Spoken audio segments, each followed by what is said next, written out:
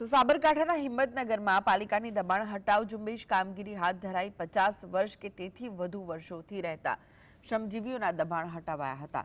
Police બંદોબસ્ત સાથે પાલિકાની ટીમ દ્વારા દબાણ હટાવવાની કામગીરી કરવામાં આવી હતી। લોકોના રોષ વચ્ચે 70 જેટલા દબાણો હટાવ્યા હતા।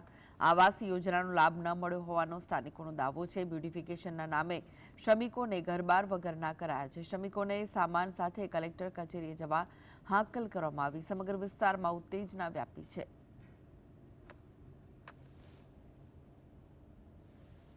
છેલ્લા 60 વર્ષથી જે ગરીબ માણસો ઘર વિહોણા પરિવાર છે એ અહીંયા રહી રહ્યા છે।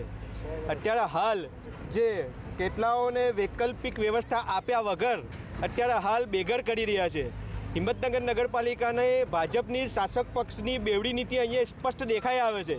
ગરીબોના ઉપર તો એ લોકો બહુ બળિયા સાબિત થાય છે, પરંતુ જે પોશ વિસ્તાર છે ત્યાં જેટલું બી બાળકો પાકું દબાણ થાય છે એ પાકું દબાણ દૂર કરવાની એમની તાકાત નથી। સાહેબ 40-50 વર્ષથી અમે અહીંયા જ રહીએ છીએ બરાબર। મહેનત મજૂરી કરીને કમાણી કરીને ખાઈએ છીએ સાહેબ બરાબર, અને મજૂરી કરી ખાઈએ છીએ સાહેબ બરાબર। 40-50 વર્ષથી અહીંયા રહીએ છીએ।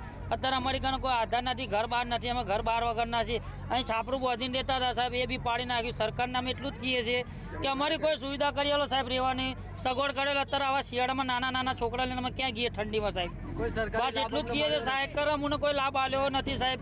અને અત્યારે આવી વસ્તી અમે બચ્ચા લઈને ક્યાં જઈએ શિયાળામાં સાહેબ? અમે ગરીબ માણસ છીએ સાહેબ, મારા હાથમાં બાળ બધા હતા, નાના દીકરા હતા, તો હું જ્યાં સાહેબ નાખું હું મારા નાના ભાઈ સૌ સાહેબ, મારે કાંઈ આધાર નથી સાહેબ, અમારે ઘર નથી, બહાર નથી, અમને મળ્યું નથી કંઈ તે। અને મારા છોકરા ઝાપડામાં પડ્યા રહેતા હતા, એ સરકારે પાડી દીધા છે સાહેબ। તો અમે ગરીબ માણસ મારા બધાને જાગડે અમે પડવા જાય સાહેબ। હા તો સાહેબ અમારી દયા કરો સાહેબ, અમને ત્યાં ઘર બહાર આલો।